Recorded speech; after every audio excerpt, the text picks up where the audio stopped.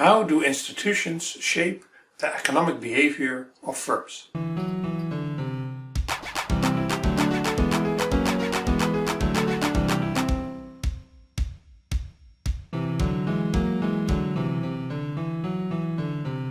Firms never operate in a vacuum. They are always embedded in a broader set of rules, norms, and expectations. In other words, institutions. To make this concrete, we'll use the example of McDonald's, one of the most global companies in the world.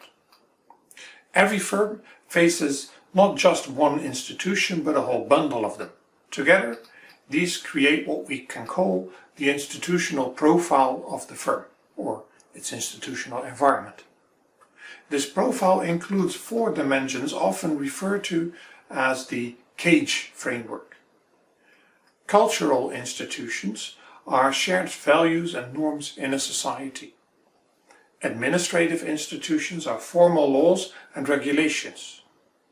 Geographic institutions refer to infrastructure, and economic institutions include education levels, wages, and overall economic development.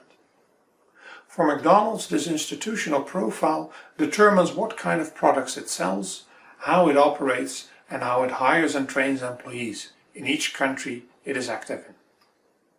Firms experience institutional expectations through their stakeholders, consumers, employees, regulators, investors.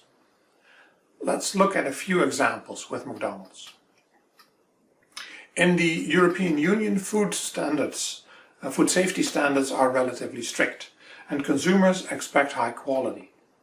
McDonald's must meet these requirements because parents won't buy meals for their children if they think the food is unsafe. In countries with higher levels of education, employees expect higher wages. In the US, the debate around minimum wages directly shapes McDonald's labor cost and affects its decision about automation or menu pricing. In this way, institutions influence McDonald's cost and revenues, and thereby the strategic choices available to it. The institutional profile is particularly important when McDonald's considers expanding abroad. Take menu adaptation. In India, cultural and religious norms discourage beef consumption, but by contrast in Germany or the United States, beef remains central to the menu. Or consider employment practices. In countries with strong labor unions, such as France, McDonald's faces higher labor costs and more constraints on scheduling. In places with weaker protection, it has more flexibility. So, the institutional profile of each country sets the boundaries for what is feasible and profitable.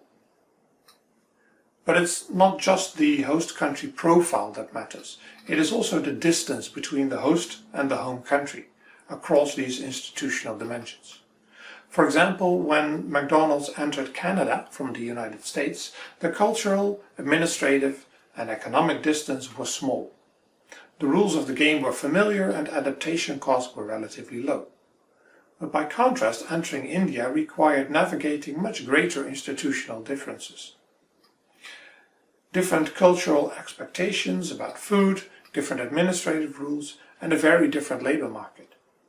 McDonald's had to invest heavily in adaptation, from redesigning menus to creating separate vegetarian kitchens. This illustrates how institutional distance can explain why some expansions are smooth, while others are far more challenging. So, to summarize, firms operate within an institutional profile shaped by cultural, administrative, geographic, and economic institutions. These institutions are communicated through stakeholders, influencing both costs and revenues. For multinationals like McDonald's, both the profile of the host country and the distance from the home country to the host country matters for strategic choices.